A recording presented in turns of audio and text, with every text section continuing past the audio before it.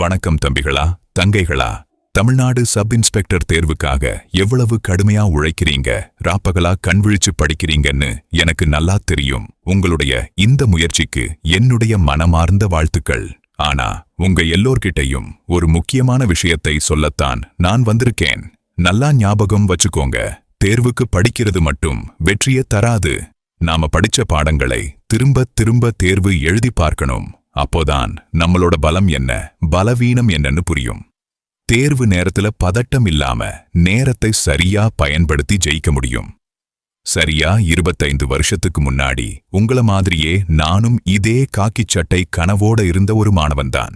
அப்போ எனக்கு சரியான பாதைய காட்டுனது இன்னைக்கு 30 வருஷமா ஆயிரக்கணக்கான அதிகாரிகளை உருவாக்கிட்டு வர்ற ராய் IAS அகாடமி தான்.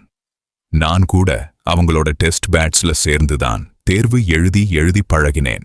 ஒவ்வொரு தேர்வுலையும் நான் செஞ்ச தவறுகளை திருத்திக்கிட்டேன். அந்த பயிற்சிதான் இன்னைக்கு இந்த சீருடையை நான் அணிய காரணம். அதனால நீங்களும் நேரத்தை வீணாக்காதீங்க. வெறும் புத்தகங்களோட மட்டும் போராடாதீங்க.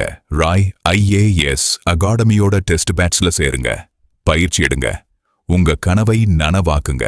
வரப்போற தேர்வுல நீங்களும் நிச்சயம் வெற்றி பெறலாம். வாழ்த்துக்கள்.